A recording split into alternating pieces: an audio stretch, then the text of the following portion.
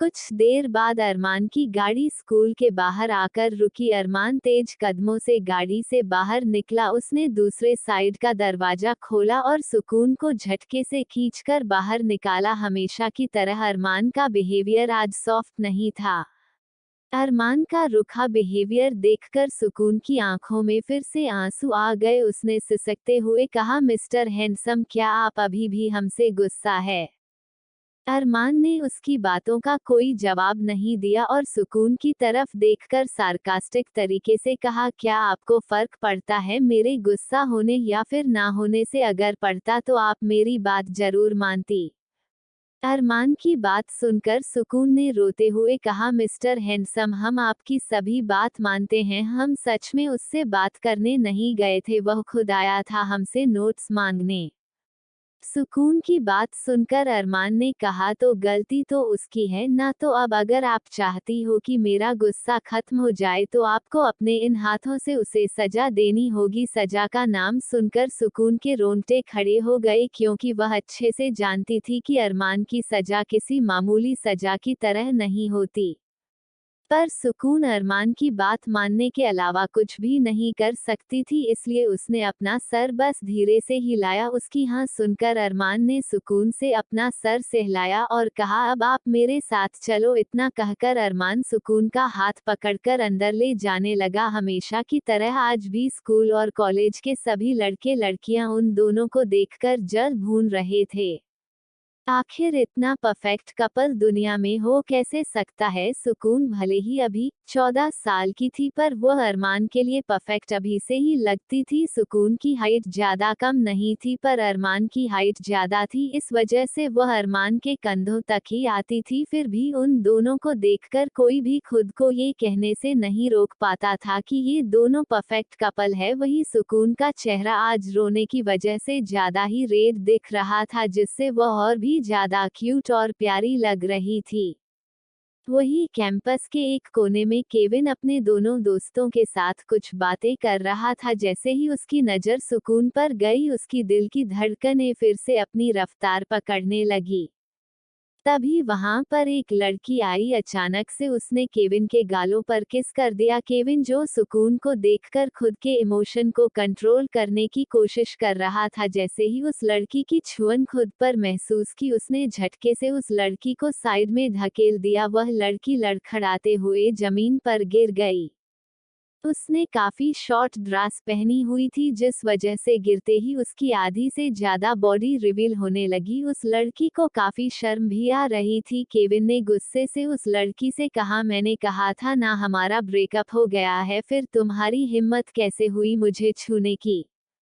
उस लड़की ने रोते हुए कहा, पर बेबी, मैं अभी भी तुमसे प्यार करती हूँ। उस लड़की की बात सुनकर केविन सार्कास्टिक तरीके से हंसा और फिर घुटनों के बल उसके पास बैठकर उसके दोनों जबलों को कसके अपने हाथों से पकड़कर कहा, look, I don't like it कि एक बार मना करने के बाद भी कोई मेरे पीछे कुत्तों की तरह पड़े। और तुम तो वह कुत्ता हो जिसकी पूंछ कितनी भी सीधी कर लो, टेढ़ी की टेढ़ी ही रहती है। मैंने कहा ना, अब मुझे तुम्हें कोई इंटरेस्ट नहीं है, तो मुझसे जितना हो सके उतना दूर रहो। केविन की बात सुनकर उस लड़की ने रोते हुए केविन के कॉलर को पकड़ते हुए कहा, पर baby, I really love you. Kevin ने गुस्से से उस लड़की के जबड़े को और ज्यादा कसते हुए कहा, मैंने कहा ना मायरा, मुझे पसंद नहीं है कि एक बार जिस लड़की से मेरा दिल भर जाए वह बार बार मेरे पीछे आए। और तुम तो मेरी बात सुनने को तैयार ही नहीं हो। उस लड़की यानी कि मायरा ने रोते हुए कहा, मैंने आज से पहले किसी से प्यार नहीं किया है केविन, तुम ही इकलौते ऐसे इंसान हो जिससे मैंने प्यार किया है। उसकी बात सुनकर केविन ने हंसते हुए कहा कि सच में तुम्हें इतना ज्यादा स्टूपिड लगता हूँ जिसे तुम्हारे एक्स्ट्रा अफेयर के बारे में पता ना हो। केविन की बात सुनकर मायरा का चेहरा पीला पड़ गया। उसने घबराते हुए कहा, केविन, मैंने कुछ नहीं किया। मायरा की बात सुनकर केविन ने हंसते हुए कहा, सही कहा तुमने, बस तुम सपने में चलकर रोज अलग अलग लड़कों के बिस्तर पर चली जाती हो, है ना मायरा बेबी? केविन की बात सुनकर मायरा की हालत काटो तो खून नहीं हो गई थी। उसे कभी नहीं लगा था कि केवल को उसकी सारी हरकत के बारे में पता चलेगा। असल में मायरा एक नॉर्मल अमीर फैमिली से बिलोंग करती थी, जब से उसने केविन को देखा था वह केबिन पर लट्टू हो गई थी, पर अरमान के आने के बाद उसका इंटरेस्ट केबिन में धीरे धीरे खत्म होने लगा था, पर अरमान ने उस पर कभी कोई ध्यान नहीं दिया। धीरे धीरे वह अलग अलग लड़कों के साथ अपनी रातें बिताने लगी और यह उसका शौक बन गया। उसे लग रहा था कि केविन उसके प्यार में पूरी तरह से पागल है, पर सच बिल्कुल उल्टा था। केविन पहले से ही जानता था कि मायरा किस तरह की लड़की है, इस वजह से वो उससे दूरी बना रहा था, क्योंकि उसे मायरा से कोई फर्क ही नहीं पड़ता था। पर उसे खुद से दूर करने के बाद भी मायरा बार बार उसके पास आकर प्यार करने का दावा कर रही थी। इसलिए केविन ने आखिर में गुस्से की वजह से सब कुछ से कह दिया। मायरा ने रोते हुए केविन के आगे अपने दोनों हाथ जोड़ते हुए कहा, केविन प्लीज मुझे माफ कर दो, आज के बाद मैं ऐसा कुछ नहीं करूंगी, पक्का मैं तुम्हारे साथ लॉयल रहूंगी। मायरा की बात सुनकर केविन ने कहा, पर मुझे तुम्हें कोई इंटरेस्ट नहीं है, नाउ गेट लॉस्ट वरना मैं क्या करूंगा ये तुम सोच भी नहीं सकती। आसानी से जाने दे रहा हूँ, इसीलिए चुपचाप बिना किसी बहस के चली जाओ। केविन का दोस्त स्मिथ, जो अभी तक उन दोनों की बातें सुन रहा था, उसने नफरत भरी नजरों से मायरा को देखा और कहा, हे यू बिच, तुम्हारी हिम्मत कैसे हुई मेरे भाई को फिर से अपने जाल में फंसाने की कोशिश करने की। अब जितनी जल्दी हो सके यहाँ से जाओ, वरना सच कह रहा हूँ तुम्हारा जो एक खूबसूरत चेहरा है ना, इसे फोड़ने में 1 मिनट भी नहीं लगाऊंगा, और फिर तुम अपनी रातें रंगीन करने के लिए लड़के नहीं ढूंढ पाओगे, इसलिए जाओ चुपचाप यहाँ से। मायरा अच्छे से जानते थे कि स्मिथ एक नंबर का सनकी लड़का है जो गुस्से में कुछ भी कर सकता है, इसलिए मायरा धीरे धीरे हुए खड़ी हुई और रोते हुए केबिन की तरफ देखकर वहां से चली गई। मायरा के जाने के बाद अपनी नजर फिर से उस तरफ कर ली जहां से अरमान सुकून का हाथ पकड़कर अंदर आ रहा था। सुकून को देखकर उसके दिल में एक अलग सा एहसास हो रहा था जो आज से पहले उसने कभी महसूस नहीं किया था। यह एहसास वह तभी फील करता था जब वह सुकून को देखता या फिर सुकून उसके पास से गुजरती थी। उसने अपने दिल पर हाथ रखकर कहा, सच में भले ही यह अभी छोटी है, पर कम से बाकी लड़कियों की तरह तो नहीं ही, लड़कियों की तरह तो नहीं है जो पीठ पीछे धोखा देकर सामने प्यार करने का दावा करती है। तुम क्यों इतने लकी हो अरमान, सभी बेस्ट चीज तुम्हारे ही पास है। तुम्हारे आने के बाद मैंने अपनी पोजीशन को दी, कॉलेज में मेरी रिफ्यूटेशन तुमसे कम हो गई, नंबर 1 पर रहने वाला मैं नंबर 2 पर आ गया, मुझे तुमसे बेइंतहा नफरत है अरमान। इतना कहकर केविन अपनी बेइंतहा नफरत से अरमान को देखने लगा, पर जैसे ही उसकी नजरें सुकून की मासूम से चेहरे पर गई, उसके चेहरे की नफरत कहीं गायब हो गई और वहां पर एक प्यारी सी स्माइल आ गई, क्योंकि सुकून इस वक्त किसी छोटे से बिल्ली के बच्चे की तरह अपना मुंह बनाकर अरमान के पीछे पीछे चल रही थी। वही केबिन को इस तरह से सुकून और अरमान को अलग अलग एक्सप्रेशन और फीलिंग्स को साथ देखता देख स्मिथ ने अरमान की तरफ देखते हुए केविन के कंधे पर हाथ रखते हुए कहा, केविन ब्रो, क्या सच में तू अरमान राठौड़ को हरा पाएगा? केविन ने बिना किसी एक्सप्रेशन के बिना पीछे पलटे कहा, इस बार जीत केविन विलियमसन की ही होगी, कल से प्रैक्टिस शुरू होने वाली है और वादा है मेरा अरमान राठौड़ को इस बार बताकर ही रहूंगा कि नंबर 1 हमेशा मैं ही था और मैं ही रहूंगा, और उससे उसकी सबसे प्राइसलेस इंपॉर्टेंट चीज में मांग कर ही रहूंगा। इतना कहकर वह सुकून को देखने लगा। उसने खुद से कहा, पता नहीं क्या हो, तुम आज से पहले कभी किसी लड़की को लेकर इतना सीरियस नहीं हुआ, पर अब चाहे कुछ भी क्यों ना हो जाए, तुम्हें मैं अपना बना कर ही रहूंगा, और यह सब खुद अरमान राठौड़ अपने हाथों से करेगा। इतना सोचकर केविन मुस्कुराने लगा। अरमान सुकून को लेकर सीधा उसके क्लास में चला गया, पर आज उसे क्लास के बाहर छोड़ने के बजाय खुद अंदर चला गया। सुकून जानती थी कि वह चाहकर भी अरमान को कुछ नहीं कह सकती है, वह चुपचाप अरमान की सभी बातें मान रही थी, क्योंकि कल से ही अरमान की बेरुखी और उसका गुस्सा सुकून सह रही थी, पर अब उसमें हिम्मत नहीं रही थी। सुकून को हमेशा ही अरमान के प्यार और केयर की आदत थी, तो फिर वह कैसे सह सकती थी अरमान की बेरुखी। इसलिए उसने डिसाइड किया कि जो जो अरमान कहेगा वह सब करेगी, जिससे अरमान की नाराजगी उसके लिए खत्म हो जाएगी और अरमान फिर से पहले की तरह उसके साथ प्यार से बर्ताव करने लगेगा। जैसे ही सुकून अंदर गई, उसके क्लास का नक्शा पूरी तरह से बदला हुआ था। अब यह एक क्लास की जगह पर कोई टॉर्चर रूम नजर आ रहा था। उस रूम में एक भी टेबल बेंच नहीं था सिवाय एक कुर्सी के। अरमान सीधा सुकून को लेकर उस कुर्सी पर बैठ गया। सुकून इस वक्त अरमान की गोद में बैठी हुई थी। तभी अरमान ने अचानक से चुटकी बजाई। चुटकी बजाते ही कमरे में अंधेरे की जगह पर धीमी मगर बेहद खतरनाक लाल रंग की लाइट ऑन हो गई, जिससे कमरे का माहौल बहुत ज्यादा स्पॉटेड और डेंजरस बना रहा था। पर सुकून डर नहीं रही थी, क्योंकि अरमान ने उसे इसके लिए भी ट्रेनिंग दी हुई थी। सुकून अगर किसी चीज से डरती थी तो वह था अरमान का गुस्सा, क्योंकि वह दुनिया में किसी का भी गुस्सा सह सकती थी, किसी की भी बेरुखी बर्दाश्त कर सकती थी, पर अपने मिस्टर हैंडसम की नहीं। अभी सुकून और अरमान कुछ कहते कि तभी उन्हें एक लड़के की दर्द से कराने की आवाज आई। जैसे ही सुकून की नजर वहां गई, उसका दिल जोर जोर से धड़कने लगा, क्योंकि उस क्लास के बीच में एक लकड़ी की कुर्सी पर आरोन बंधा हुआ था। उसके दोनों हाथ जंजीर से बंधे हुए थे और दोनों पैर भी। उसका चेहरा खून से सना हुआ था। उसे देखकर ही समझ आ रहा था कि उसे कितना ज्यादा टॉर्चर किया होगा।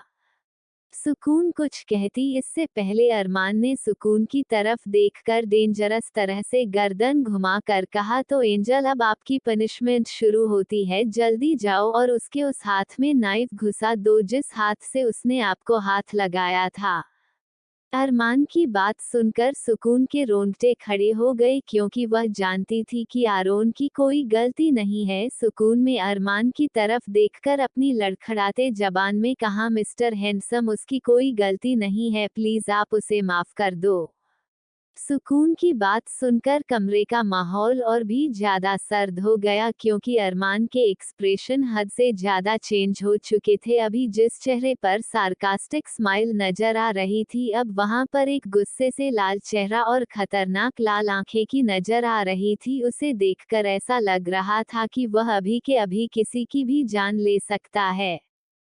उसने गुस्से से कहा, ठीक है, अगर आप उसे पनिशमेंट नहीं दे सकती तो मैं उससे उसकी जिंदगी ले लूंगा। अरमान की बात सुनकर सुकून की हालत हद से ज्यादा खराब हो गई थी। उसने डरते हुए कहा, हम पनिशमेंट देंगे, आप उसे मत मारो। सुकून की बात सुनकर अरमान का चेहरा गुस्से से लाल हो गया। उसमें सुकून का जबड़ा कसकर पकड़ते हुए का, किसी और लड़के या आदमी के लिए इतनी चिंता नहीं कर सकती, आप सिर्फ मेरी है, आपको सिर्फ मेरी चिंता करने का हक है, किसी और की नहीं एंजल। इतना कहकर उसने गुस्से से सुकून का जबड़ा छोड़ दिया। सुकून ने रोते हुए कहा, मिस्टर हैंडसम, हमें उसकी चिंता नहीं है, पर उसकी गलती नहीं थी और बिना गलती के हम किसी और को सजा नहीं दे सकते। अरमान ने खुद के गुस्से को कंट्रोल करने की कोशिश की, पर अब उससे उसका गुस्सा कंट्रोल नहीं हो रहा था। उसने गुस्से से सुकून को अपनी गोद से उठाया और खुद भी खड़ा हो गया। उसने गुस्से से उस लकड़ी की चेयर को उठाया और जमीन पर पटक दिया। आवाज के कारण आरोन, जो आधी बेहोशी की हालत में था, उसे भी थोड़ा थोड़ा होश आ गया, पर अभी वह कुछ बोलने की हालत में नहीं था। अरमान ने गुस्से से उस चेयर के टुकड़ों को देखते हुए कहा, आपको पता है, आपकी बात सुनकर मेरा दिल 1000 टुकड़ों में टूट चुका है। हमेशा से सिर्फ आपको ही चाहा है और मरते दम तक चाहूंगा, पर आप समझती क्यों नहीं हो एंजल, आप सिर्फ मेरी हो, आपको किसी और के बारे में सोचने की इजाजत नहीं है। आपके लिए खुद को शांत और नर्म बनाने की कोशिश करता हूं, पर आप हर बार मुझे गुस्सा दिलाकर अरमान राठौर को खुद के सामने लाना चाहती हो, जिससे मैं आपको हजारों कोस दूर रखना चाहता हूं, क्योंकि वह अरमान राठौर इंसान नहीं है, वह अरमान राठौर शैतान है, जो कि सिर्फ दुश्मनों को मारना चाहता है। पर आप मेरी जीने की वजह हो, इस वजह से और अरमान राठौर को मैं आपसे दूर रखना चाहता हूं, पर अगर आप अपनी लिमिट क्रॉस करो तो उस अरमान राठौर को भी आपके सामने आने से मैं नहीं रखूंगा। और एंगल अरमान की बात सुनकर सुकून हद से ज्यादा डर गई थी। उसने रोते हुए कहा, मिस्टर हैंडसम, आप जो कहोगे हम करेंगे, आप गुस्सा मत करो। सुकून की बात सुनकर अरमान का गुस्सा थोड़ा बहुत शांत हुआ, पर अभी भी वह बहुत गुस्से में था। उसने सुकून की तरफ देखकर कहा, तो जो कहा वह जाकर करो। सुकून ने अरमान की बात सुनी और अपने धीरे कदम लेते हुए आरोन की तरफ बढ़ गई। उसने बड़ा नाइफ उठाया जो कि टेबल पर रखा हुआ था। आरोन के हाथ टेबल पर रखे हुए थे। सुकून ने उसके हाथों को देखा जो खून से लथपथ थे। अरमान की पीछे से गुस्से से भरी आवाज सुनाई दी, एंजल आपके पास बस 1 मिनट है। 1 मिनट के अंदर अंदर उसकी 5 उंगलियां खून से सनी हुई दिखनी चाहिए, वरना उसकी गर्दन कटकर जमीन पर गिरी हुई मिलेगी। अब ऑप्शन आपके पास है, आपका समय शुरू होता है अब। अरमान के इतना कहते ही सुकून में बड़ा सा चाकू अपने हाथ में उठाया। उसने आंखें बंद करके एक गहरी सांस ली और बिना कुछ सोचे समझे आंखें बंद किए ही अरमान की बात याद करके एरोन के अंगूठे में चाकू घुसा दिया। आरोन जो अभी तक आधी बेहोशी की हालत में था, सुकून के वार करते ही दर्द से चीख पड़ा। उसकी चीखें पूरे कमरे में गूंज रही थी, पर उसकी चीजों को इग्नोर करते हुए सुकून ने उसके एक एक उंगलियों में चाकू घुसा दिया। आरोन की चीजें इतनी दर्दनाक थी कि सुकून की आंखों से भी आंसू निकलने लगे, पर वो मजबूर थी, क्योंकि अगर वह ये सब ना करती तो अरमान आरोन की जान लेने में एक बार भी नहीं सोचता। वही उसकी दर्दनाक चीखें सुनकर अरमान के होठों पर गहरी मुस्कान आ गई। उसकी चीखें सुनकर अरमान के दिल में गहरा सुकून पहुंच रहा था। अरमान ने अपने दिल पर हाथ रखकर कहा, जो भी यहाँ पर राज करने वाली को एक नजर उठाकर भी देखेगा उसकी आंखें बाहर निकाल दूंगा, वह भी उसी के हाथों से। और तुमने तो फिर उसे छुआ है, तो उस हाथ को मैं कैसे तुम्हारे शरीर पर रहने दे सकता हूँ। इतना कहकर अरमान अजीब तरह से मुस्कुराने लगा। जब अरमान को पूरी तरह से सेटिस्फाई हुआ, उसने सुकून की तरफ देखकर कहा, अब आपकी पनिशमेंट खत्म हुई एंजल, अब आप आ जाओ। वही जैसे ही सुकून के कानों में अरमान की आवाज पड़ी, उसने अपनी आंखें नहीं खोली। उसने चाकू वहीं पर ही फेंक दिया और पीछे पलटकर दौड़ने लगी। अरमान ने जैसे ही उसे इस तरह से आते हुए देखा, वह भी आगे आ गया। सुकून सीधा अरमान की बाहों में समा गई।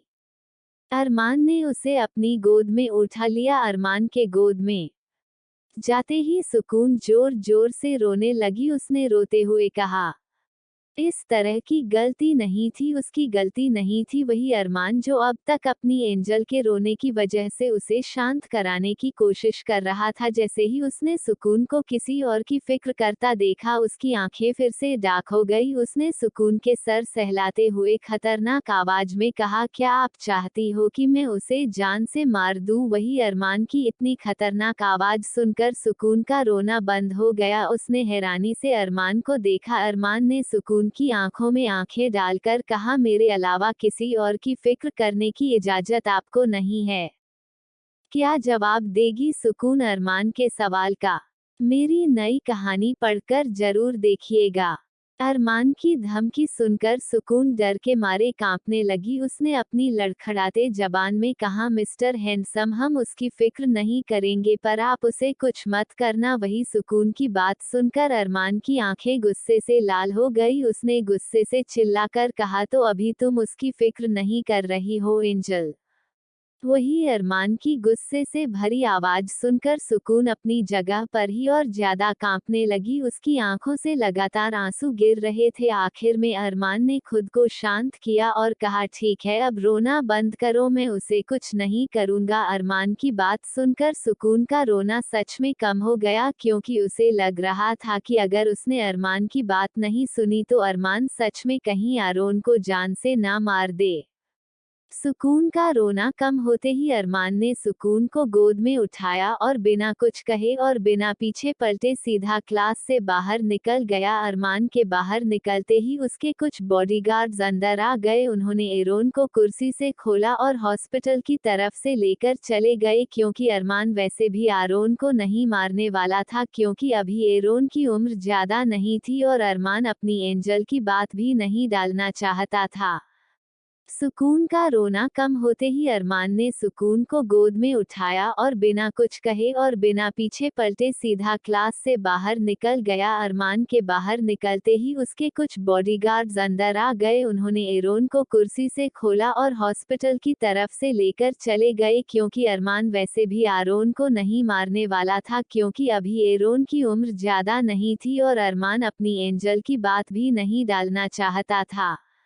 अरमान सुकून को लेकर सीधा अपने प्राइवेट कमरे में चला गया। उसमें सुकून का चेहरा अच्छे से धुलवाया और उसे अपने सीने से लगाकर शांत कराया। अब तक सुकून पूरी तरह से शांत हो चुकी थी। अरमान ने प्यार से उसके माथे पर किस करते हुए कहा, एंजल आप जानते हो ना कि मेरा गुस्सा बहुत बुरा है, फिर भी आप मुझे गुस्सा क्यों दिलाती हो। मैं कभी आपकी आंखों में आंसू नहीं देखना चाहता, पर मैं खुद के गुस्से को कंट्रोल नहीं कर सकता हूँ एंजल।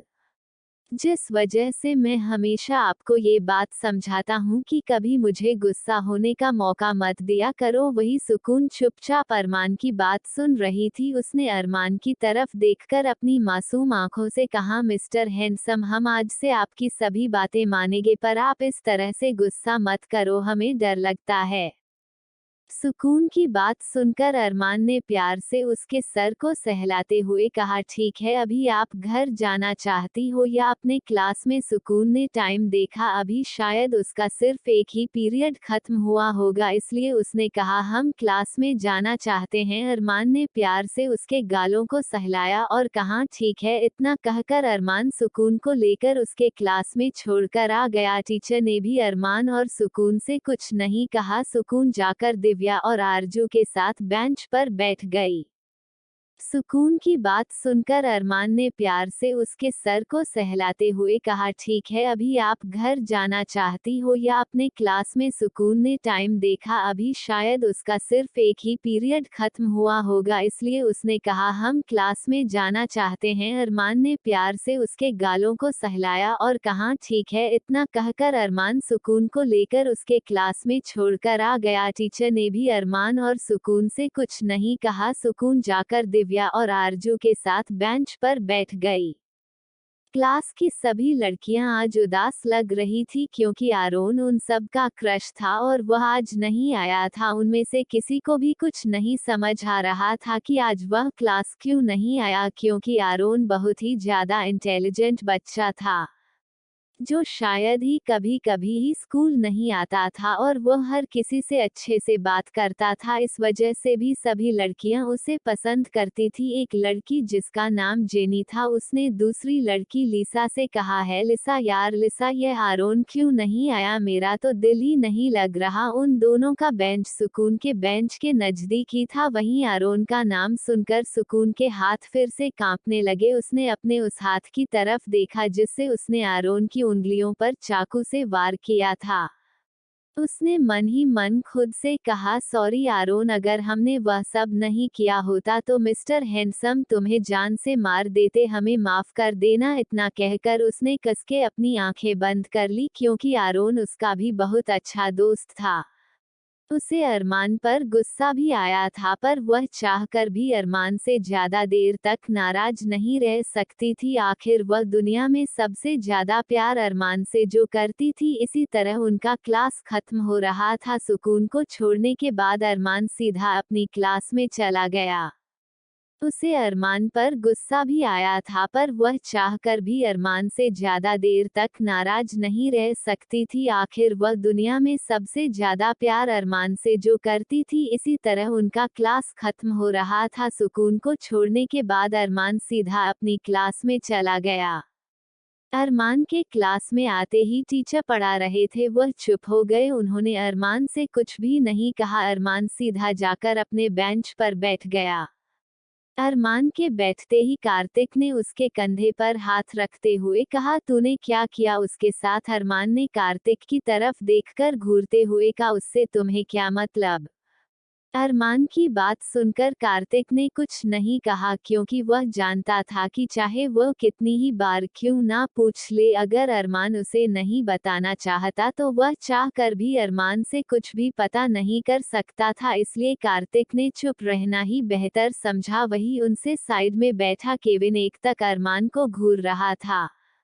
उसने मन ही मन कहा, स्कूल हो या कॉलेज हमेशा अपनी मर्जी की चलाता है यह अरमान राठौड़। मुझे नहीं पता कि यह किस फैमिली से बिलोंग करता है, इसकी आइडेंटिटी इतनी सीक्रेट क्यों रखी गई है, पर मुझे इतना तो पता है कि यह जरूर किसी बहुत ही ज्यादा स्ट्रांग बैकग्राउंड से बिलोंग करता है। पर अपने माँ बाप के दम पर कूदने वाले अरमान राठौड़ तुम्हें तुम्हारी असली औकात केविन विलियमसन ही याद दिलाएगा। इतना सोचकर केविन नफरत भरी नजरों से अरमान को देखने लगा।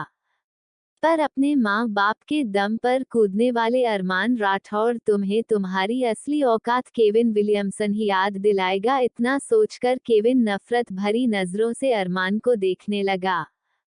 आज उनके फुटबॉल मैच प्रैक्टिस का पहला दिन था। क्लास में टीचर आए। उन्होंने सब बच्चों की तरफ देखते हुए कहा, तो आज से आपकी फुटबॉल में आज का प्रैक्टिस सेशन हम शुरू करना चाहते हैं क्योंकि एक हफ्ते बाद आप सबका फुटबॉल मैच है। तो मैं आप सब से पूछना चाहता हूं कि क्या आप सभी फुटबॉल मैच की प्रैक्टिस देखने के लिए चलना चाहते हैं या फिर यहाँ पर बैठकर क्लासेज अटेंड करना चाहते हैं।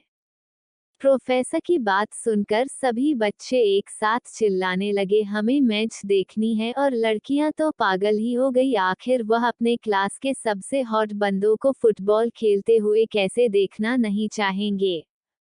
वही इन सब के बीच अरमान पूरी तरह से शांत था। उसे देखकर किसी भी तरह से कहना मुश्किल था कि अरमान को मैच की प्रैक्टिस करने में कोई भी इंटरेस्ट है। कुछ ही देर बाद वह सभी लोग कॉलेज के बड़े से प्लेग्राउंड पर मौजूद थे। ये कैंपस बहुत बड़ा था, इसमें हर तरह की एक्टिविटीज के लिए अलग अलग डिपार्टमेंट बनाए गए थे। यहाँ पर बड़ा सा स्विमिंग पूल भी था जिसमें बच्चे स्विमिंग की प्रैक्टिस कर सकते थे। इस वक्त सभी बच्चे जो फुटबॉल खेलने वाले थे वह लोग ग्राउंड पर मौजूद थे और बाकी बच्चे साइड में लगी हुई कुर्सियों पर बैठे हुए थे।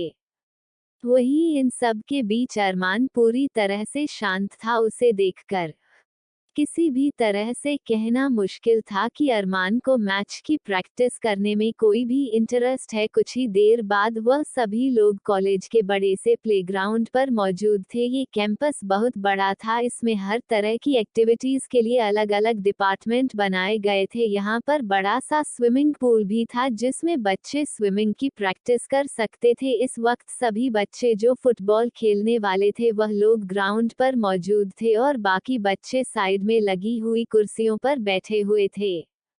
लड़कियां तो अपने हाथ में अरमान नाम के बोर्ड लेकर ही बैठी हुई थी। कुछ लड़कियां केविन के नाम का भी बोर्ड लेकर बैठी हुई थी।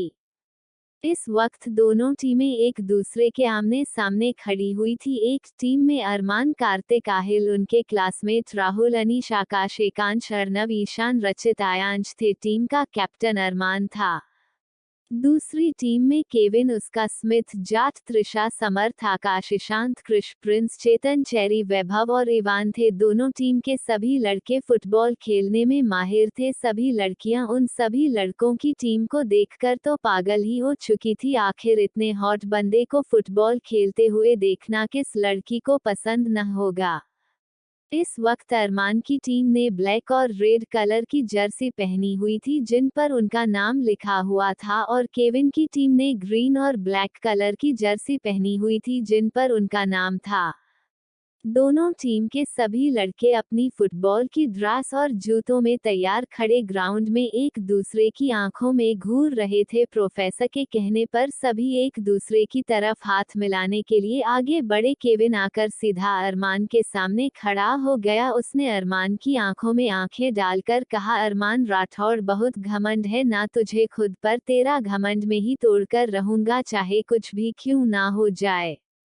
दोनों टीम के सभी लड़के अपनी फुटबॉल की ड्रेस और जूतों में तैयार खड़े ग्राउंड में एक दूसरे की आंखों में घूर रहे थे। प्रोफेसर के कहने पर सभी एक दूसरे की तरफ हाथ मिलाने के लिए आगे बढ़े। केविन आकर सीधा अरमान के सामने खड़ा हो गया। उसने अरमान की आंखों में आंखें डालकर कहा, अरमान राठौड़, बहुत घमंड है ना तुझे खुद पर? तेरा घमंड में ही तोड़कर रहूंगा, चाहे कुछ भी क्यों ना हो जाए। आज के दिन दूसरी बार केविन अरमान से पूरे 2 सालों में बात कर रहा था। इससे पहले उसने अपनी नफरत हमेशा आंखों के ही जरिए अरमान के लिए जाहिर की थी, पर आज वह खुद को बोलने से नहीं रोक पाया। वही केविन की बात सुनकर अरमान के होठों पर जहरीली मुस्कान आ गई। उसने केविन की तरफ देखकर कहा, तुम्हारी खुद की क्या औकात है कि तुम अरमान राठौड़ से कुछ कहो? अरमान की बात सुनकर केविन ने गुस्से से अपनी मुठियां कसते हुए कहा, मुझे पता है कि तुम बहुत ही ज्यादा रईस खानदान से हो और तुम्हारी आइडेंटिटी भी बहुत सीक्रेट है, पर मुझे तुम्हारे पैसों से कोई फर्क नहीं पड़ता, भले ही तुम अपने माँ बाप के पैसों पर कितना ही क्यों ना उड़ो, पर उनके पैसों के बिना तुम कुछ भी नहीं हो। और अगर तुम एक बाप की औलाद हो तो बिना अपने पावर का यूज किए एक नॉर्मल स्टूडेंट की तरह मेरे साथ कंपटीशन करो। केविन की बात सुनकर अरमान ने अपनी गर्दन टेढ़ी करके सहलाते हुए कहा, तुम्हें लग नहीं रहा कि तुम्हारी जबान जो पिछले 2 साल से मेरे आगे खुलती नहीं थी, कल से कुछ ज्यादा ही बोल रही है? और अगर तुम एक बाप की औलाद हो तो बिना अपने पावर का यूज किए एक नॉर्मल स्टूडेंट की तरह मेरे साथ कंपटीशन करो। केविन की बात सुनकर अरमान ने अपनी गर्दन टेढ़ी करके सहलाते हुए कहा, तुम्हें लग नहीं रहा कि तुम्हारी जबान जो पिछले 2 साल से मेरे आगे खुलती नहीं थी, कल से कुछ ज्यादा ही बोल रही है? अगर ऐसा ही चलता रहा तो इसे कटने में ज्यादा देर नहीं लगेगी। Kevin Williamson. अरमान का लहजा काफी ज्यादा शांत मगर खतरनाक था, पर केविन को उससे कुछ फर्क नहीं पड़ा। केविन ने हंसते हुए कहा, बिना पैसे और पावर के मुझसे जीत नहीं सकते। केविन की बात सुनकर अरमान ने हंसते हुए कहा, ठीक है, जैसी तुम्हारी मर्जी। तुम्हें हराने के लिए अरमान राठौड़ को किसी पैसे और पावर की जरूरत नहीं है, उसके लिए मेरे हाथ और मेरी लाठी काफी है। अरमान की बात सुनकर केविन का पारा चढ़ गया। उसने गुस्से से अपना पंच अरमान को मारने के लिए उठाया। उसका पंच अरमान को छू पाता इससे पहले ही अरमान ने बीच में ही उसके हाथ को पकड़ लिया। अरमान की ग्रिप काफी टाइट थी। अरमान मार्शल आर्ट्स में ब्लैक बेल्ट था और केविन भी मार्शल आर्ट्स में ब्लैक बेल्ट था। वही प्रोफेसर हैरानी से उन दोनों को देख रहे थे, जो प्रैक्टिस के दौरान एक दूसरे से हाथ मिलाने की जगह एक दूसरे से लड़ाई करने के लिए तैयार हो चुके थे। अरमान ने केविन के हाथ को गुस्से से कस के दबाते हुए कहा, बहुत बड़ी गलती कर दी केविन विलियमसन। मुझे मेरे सामने तेज आवाज में बात करने वाले भी नहीं पसंद और तुमने मुझ पर हाथ उठाने की कोशिश की, इसका नतीजा तुम भुगत कर ही रहोगे।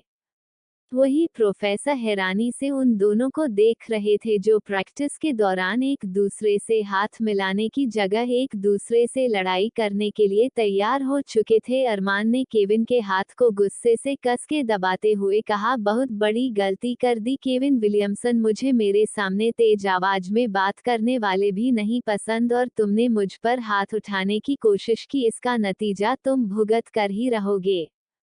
पर जैसा कि मैंने तुम्हें प्रॉमिस किया था कि इसमें मैं अपने किसी भी पावर या फिर कॉन्टैक्ट का यूज नहीं करूंगा, तो देखना तुम्हें किस तरह से जमीन में कुचलता हुई है अरमान राठौड़। इतना कहकर अरमान ने अपनी मुट्ठी बनाए और कस के एक पंच केविन के मुंह पर मार दिया। अरमान का पंच पड़ते ही केविन का पूरा सर घूम गया। कुछ देर तक उसे कुछ समझ ही नहीं आया, उसे सब कुछ घूमता हुआ महसूस हो रहा था। ऊपर से उसके बाएं हाथ को अरमान ने कस के दबा दिया था, जिस वजह से वहां पर भी दर्द हो रहा था।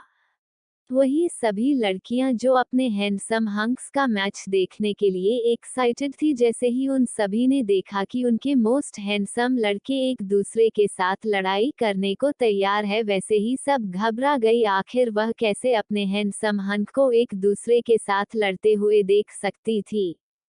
वही प्रोफेसर भी काफी डर गए, उन्हें कुछ समझ नहीं आ रहा था कि उन्हें क्या करना चाहिए। वह आगे बढ़े उन दोनों को रोकने के लिए, तभी केविन ने भी बदले में अरमान के मुंह पर एक पंच मार दिया। अरमान को लगा नहीं था कि केविन उसे हिट करेगा, इसलिए वह शांत था, पर जैसे ही पंच अरमान के मुंह पर लगा, अरमान की आंखें गुस्से से लाल हो गए। अरमान ने केविन की तरफ देखकर अपने होठों के कोने पर लगे हुए खून को पोंछते हुए कहा, काफी गट्स है तुम्हारे अंदर, जो तुमने मुझे हिट किया, नाउ यू हैव टू पे फॉर इट। वही प्रोफेसर भी काफी डर गए, उन्हें कुछ समझ नहीं आ रहा था कि उन्हें क्या करना चाहिए। वह आगे बढ़े उन दोनों को रोकने के लिए, तभी केविन ने भी बदले में अरमान के मुंह पर एक पंच मार दिया। अरमान को लगा नहीं था कि केविन उसे हिट करेगा, इसलिए वह शांत था, पर जैसे ही पंच अरमान के मुंह पर लगा, अरमान की आंखें गुस्से से लाल हो गए। अरमान ने केविन की तरफ देखकर अपने होठों के कोने पर लगे हुए खून को पोंछते हुए कहा, काफी गट्स है तुम्हारे अंदर, जो तुमने मुझे हिट किया, नाउ यू हैव टू पे फॉर इट। इतना कहकर अरमान धड़ाधड़ केविन को मारने लगा। अरमान लगातार उसके चेहरे पर मुक्के मार रहा था, बदले में केविन भी पलटवार कर रहा था, पर उसके मूव्स अरमान के आगे कम पड़ रहे थे।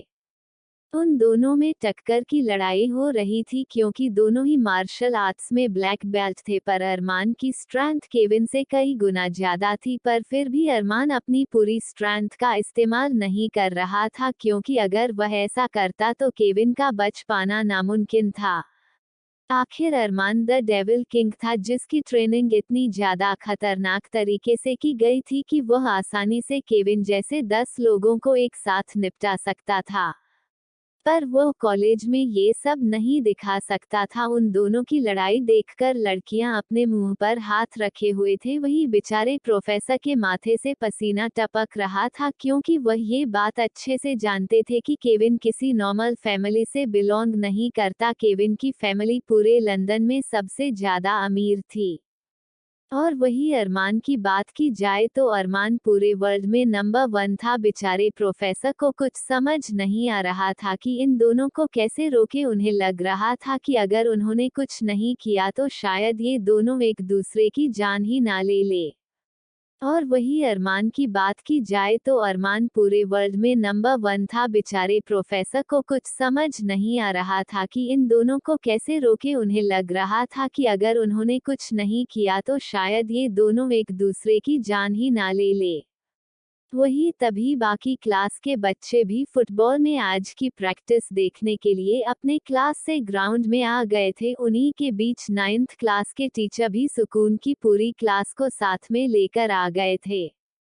सुकून खुशी से अपने मिस्टर हैंडसम का मैच देखने के लिए वहां पर आई थी, पर जैसे ही उसने अरमान को केविन के साथ लड़ते हुए देखा, उसके चेहरे पर परेशानी नजर आने लगी। जैसे ही उसकी नजर अरमान के चेहरे पर लगे खून पर गई, उसकी आंखों से आंसू निकलना शुरू हो गए। उसने अरमान की तरफ देखकर कहा, मिस्टर हैंडसम को चोट लगी है। भले ही सुकून खुद के हाथों से किसी को चोट क्यों ना पहुंचा दे, पर वह अरमान के ऊपर एक खरोच भी बर्दाश्त नहीं कर सकती थी। सुकून बिना कुछ सोचे समझे दौड़ते हुए ग्राउंड में चली गई। प्रोफेसर भी उसे पकड़ने के लिए उसके पीछे पीछे दौड़े और दिव्या और आरजू, पर सुकून बिना कुछ सोचे समझे बेधड़क अरमान की ओर दौड़ रही थी। आहिल और कार्तिक चुपचाप अपनी नजरें उन दोनों की लड़ाई पर बनाए हुए थे। उन दोनों में से किसी ने भी अरमान को रोकने की कोशिश नहीं की, क्योंकि वह तो जानते थे कि अरमान को हराना मुश्किल ही नहीं नामुमकिन है। प्रोफेसर भी उसे पकड़ने के लिए उसके पीछे पीछे दौड़े और दिव्या और आरजू, पर सुकून बिना कुछ सोचे समझे बेधड़क अरमान की ओर दौड़ रही थी। आहिल और कार्तिक चुपचाप अपनी नजरें उन दोनों की लड़ाई पर बनाए हुए थे। उन दोनों में से किसी ने भी अरमान को रोकने की कोशिश नहीं की, क्योंकि वह तो जानते थे कि अरमान को हराना मुश्किल ही नहीं नामुमकिन है। वही सुकून दौड़ते हुए सीधा आकर अरमान के पास पहुंच चुकी थी। वह बस अरमान से कुछ ही इंच दूर थी। अरमान अभी एक और पंच केविन के मुंह पर मारने ही वाला था कि अचानक से सुकून ने पीछे से उसे गले लगा लिया। अरमान के हाथ बीच में हवा में ही रुक गए। अरमान को इस तरह रुकता देख सब लोग हैरान हो गए और सब लोगों की नज़र उस छोटी सी लड़की पर गई जो किसी परी की तरह लग रही थी और बिना कुछ सोचे समझे इन दोनों की लड़ाई में जा चुकी थी। वही अरमान को जैसे ही एहसास हुआ कि यह किसी और की नहीं उसकी एंजल की है, उसने केविन को झटके से छोड़ दिया। अब तक केविन की हालत काफी ज्यादा खराब हो गई थी, पर अरमान ने केविन को इस तरह से मारा था कि उसके हाथ और पैरों को कुछ भी नहीं हुआ था, सिर्फ उसके होठों पर कट लग गए थे, पर उसे अंदरूनी तौर पर काफी ज्यादा चोट लग गई थी।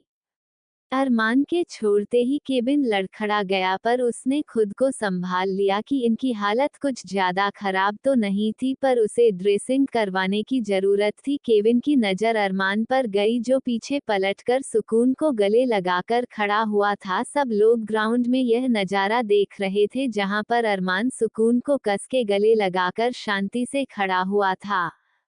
अरमान के छोड़ते ही केबिन लड़खड़ा गया, पर उसने खुद को संभाल लिया कि इनकी हालत कुछ ज्यादा खराब तो नहीं थी, पर उसे ड्रेसिंग करवाने की जरूरत थी। केविन की नजर अरमान पर गई जो पीछे पलटकर सुकून को गले लगाकर खड़ा हुआ था। सब लोग ग्राउंड में यह नजारा देख रहे थे जहां पर अरमान सुकून को कस के गले लगाकर शांति से खड़ा हुआ था। अरमान सुकून के गले लगा हुआ था, तभी उसे उसके सीने पर कुछ गिला गिला महसूस हुआ। उसने सुकून को खुद से अलग किया और उसका चेहरा अपने हाथों में भर कर देखा। सुकून की आंखें आंसुओं से भीगी हुई थी। अरमान ने प्यार से उसके आंसू पोंछे और कहा, क्या हुआ एंजल? सुकून ने रोते हुए अपने हाथों के मुके अरमान के सीने पर मारते हुए कहा, आपको चोट लगी है मिस्टर हैंडसम? सुकून की बात सुनकर अरमान ने मुस्कुराते हुए कहा, आप यहाँ पर मलहम लगाना चाहती हो? मुझे बहुत दर्द हो रहा है। अरमान की बात सुनकर कि उसे दर्द हो रहा है, सुकून ने अपना छोटा सा सर जल्दी से हाँ में हिलाया। अरमान ने प्यार से कहा, तो यहाँ पर किस करो। अरमान की बात सुनकर सुकून ने देखा अरमान के होठों के कोने पर थोड़ा सा बस खून लगा हुआ था। वह जल्दी से अपने एडीओ के बल खड़ी हुई, फिर भी वह अरमान के चेहरे तक नहीं पहुंच पा रही थी। उसने अरमान को नीचे झुकने को कहा। अरमान भी चुपचाप अपना सर नीचे करके झुक गया। सुकून ने अपनी दोनों बाहें अरमान के गले में डाली और अपने होठों को अरमान के होठों पर रख दिया। वही ये देखकर वहां पर मौजूद सारी लड़कियों के दिल टूट चुके थे। कई लड़कियां तो रोने ही लगी थी। आखिर अरमान उनका ड्रीम बॉय था और अपने ड्रीम बॉय को इस तरह से किसी और को किस करता देख उन सबके दिल बुरी तरह से टूट चुके थे। कई लड़कियों की आंखों में सुकून के लिए नफरत नजर आ रही थी। वही यह सब देख रहे केविन की आंखों में भी एक अलग दर्द नजर आ रहा था। ये क्या था, यह उसे आज समझ आ रहा था। उसने खुद के दिल पर हाथ रखा जो जोर जोर से धड़क रहा था। उसने खुद से कहा, I am falling in love with her.